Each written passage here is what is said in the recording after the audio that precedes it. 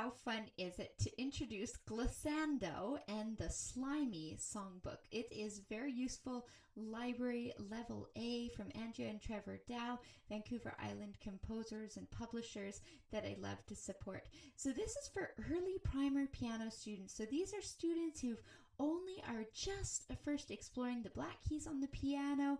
They're just starting to learn about how their fingers move and excited to make sound on the piano. So some features right away that I noticed is for the first time we see this kind of hints at notation that have students exploring using their fingers 2 2 2 2 3 3 3 3 2 2 2 2 2 with a hold. So we're going to talk about duration right away in lessons, and I love that playful idea of that they don't have to count it necessarily. You can be thinking ahead to slow sounds and fast sounds, and thinking of different kinds of duration within measures. So it gets students kind of tracking. For young students, it's a big task to start tracking sideways on a page from left to right.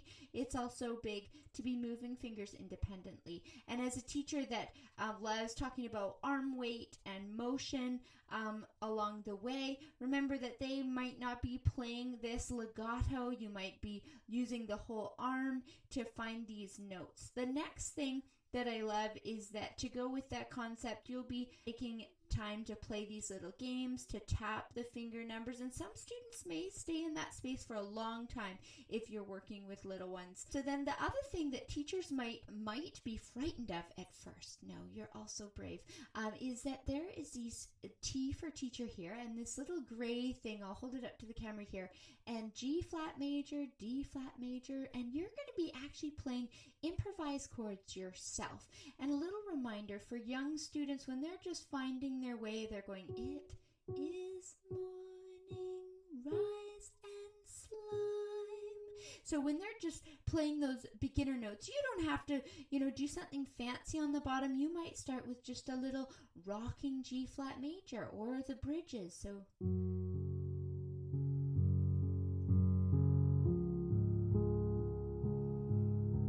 So maybe if we pretend that this hand is the student and my hand is the teacher, you might go like this. It is morning, rise and slime.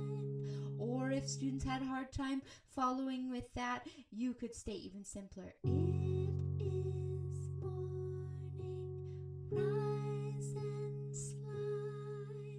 So that's something fun. And then as they start exploring more and more, you can get fancier with it. So you might be, arpeggiating it or...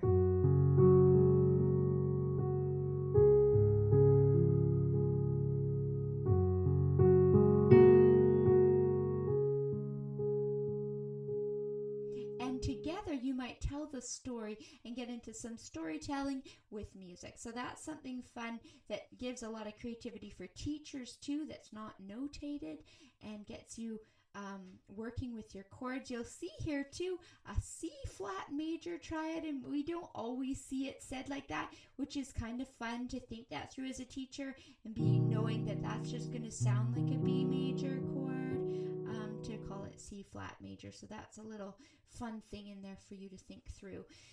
So I think you'll love the fact that this gives students a lot of time to enjoy music making at a stage that keeps students in a comfortable space for a long time. Now, I also love that this one tells a story throughout of this little snail that lost his shell, and he's trying different things along the way for his shell. So you'll see that there's very creative lyrics that students can enjoy, and teachers and families enjoy that storyline. So one thing to know about these very useful library books is that they work on a concept at a time, which I'm a teacher who usually does very, very broad approaches to music making. I have students playing all over the keyboard early on, but one thing I found when using these books is I saw loads of confidence being built because students could stay in a place for a long time, and with busy families that are just wanting music in their home and in their families, just being able to make music when you get to lessons without a lot of pressure. I thought this was a really special way to introduce music making to students And I love that there's lots of review and games within the piece that are easy to acknowledge and easy to do alongside families and do at home. So I think that this is a fun way to give a sneak peek here at this book, and I hope it's something that you enjoy in your library. I'd love to hear in the comments if you're already using the Very Useful Library. It is a whole series of each letter of the alphabet, and it's being added to, I think M is the next release here at the in September sometime.